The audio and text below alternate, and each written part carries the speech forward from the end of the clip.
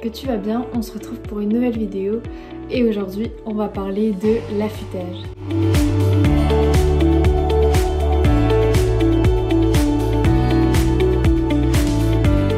Donc la période d'affûtage démarre 2 semaines avant la course, elle permet à l'organisme de récupérer avant la course, avant le marathon.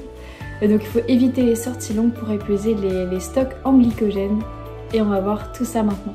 Donc durant cette période, il est conseillé de courir 2 à 3 fois par semaine et maximum 1 heure de course. Donc le but c'est juste de continuer à courir, travailler un petit peu son endurance sans pour autant s'épuiser, se fatiguer, car c'est vraiment une période où il va falloir prioriser le repos et l'alimentation. Concernant l'alimentation, comme c'est une période où on va s'entraîner un peu moins, il est conseillé de diminuer un petit peu les portions pour pas prendre des kilos superflus.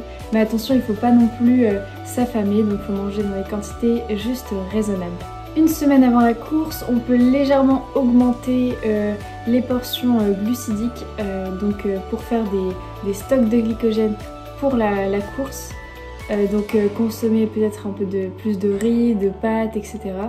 Mais attention, ce n'est pas durant cette période où il va falloir augmenter le plus cette portion de glucides, mais ce sera 2 jours avant la course où là il faudra vraiment manger plus de glucides que d'habitude pour effectuer des stocks qui vont nous servir donc on pourra puiser dans ces stocks pour la course. Donc la semaine avant le marathon, il faudra donc augmenter peut-être un peu les portions de glucides, mais surtout privilégier les lipides et les protéines.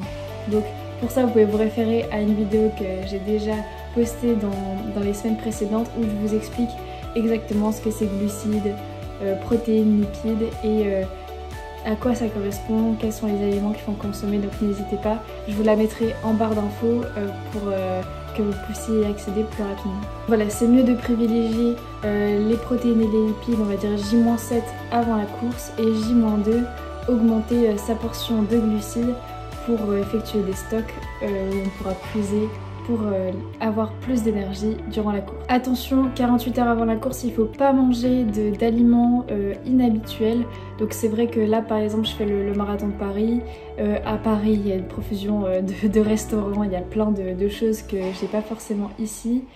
On va être tenté à vouloir goûter des choses. Mais attention, il faudra laisser ce plaisir pour après la course.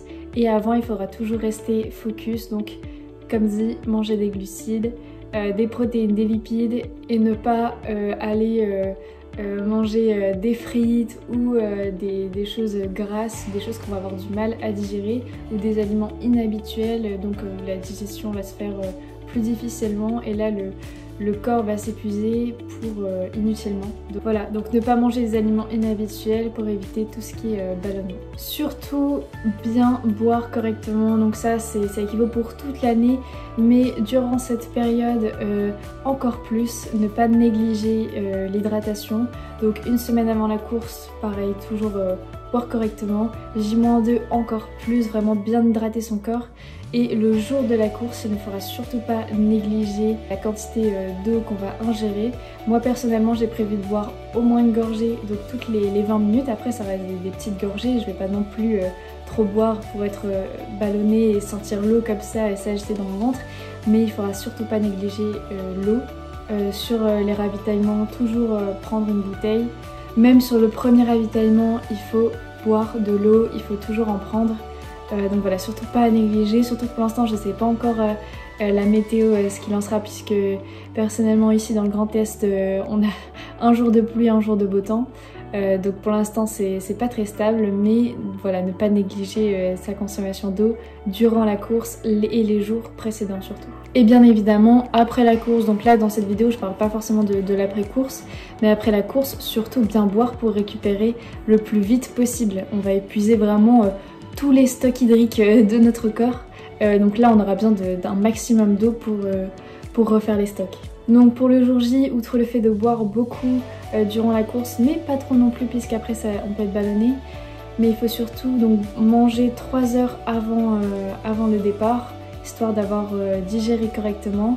Après, si 1 heure avant la course on a un petit creux, on peut toujours manger un petit fruit, quelque chose pour nous remplir un petit peu. Surtout privilégier une bonne nuit de sommeil avant la course. c'est ce qui va vous permettre de faire du jus et d'être à votre maximum durant la course. Tout ce qui concerne la santé avant la course, donc surtout veillez à se couper les ongles de pied pour pas être gêné dans les chaussures. Aussi mettre des chaussettes avec lesquelles vous avez l'habitude de courir, mais c'est pareil pour toute la tenue, donc vraiment essayez votre tenue au préalable sur plusieurs entraînements. Arrivez pas avec votre nouveau t-shirt qui au final va vous faire mal à un endroit avec une couture, ou un nouveau short qui va créer un frottement inhabituel. Voilà, donc vraiment bien tester la tenue avant le jour J, et donc les chaussettes très important pour les frottements. Pour ça, vous pouvez mettre une crème NOC, donc une crème anti-frottement que vous pouvez appliquer déjà, la tester sur plusieurs sorties avant. Donc là, moi je vais commencer, enfin je sais que je la supporte bien, mais je vais dans mes prochaines sorties appliquer la crème anti-frottement plus mettre mes chaussettes après par-dessus et voir si j'ai aucune douleur, aucun petit bobo qui apparaît durant la sortie. Donc voilà, bien couper les ongles. Pas mettre des vêtements dont on n'a pas l'habitude, surtout attention aux chaussettes, aux baskets, et appliquer une crème anti-frottement que vous pouvez mettre au niveau des pieds, mais aussi au niveau des aisselles, entre les jambes, si vous avez là où vous percevez des frottements durant la course. Donc pour le petit mot de fin, ne pas changer ses habitudes la veille, le matin, pendant la course. Voilà, faire comme ce qu'on avait prévu, ne pas se laisser influencer par l'environnement autour. Donc voilà, important aussi de bien se reposer, faire une bonne nuit de sommeil les jours précédents comme la veille de la course. Alors c'est sûr que moi la première, je vais être très excitée, j'aurai très hâte et ça va être, mon cerveau va réfléchir dans tous les sens, et bien sûr que je vais avoir du mal à m'endormir. Je vais essayer de prévoir très large, voilà, avant de dormir pour au moins avoir mes 8 heures de sommeil minimum. Donc on va aller se coucher très tôt et comme ça on est sûr d'avoir une bonne nuit de sommeil. Donc j'ai pas encore d'expérience sur le marathon et toutes ces informations là que je vous donne dans cette vidéo, ce sera que des choses que j'aurai apprises dans des vidéos, en regardant des vidéos, en lisant des choses, etc. Donc j'ai essayé de tout condenser. J'espère que la vidéo vous aura plu, que vous avez appris des choses comme moi j'en ai appris en la faisant. Je vous souhaite une belle course si vous faites le marathon de Paris ou une autre course.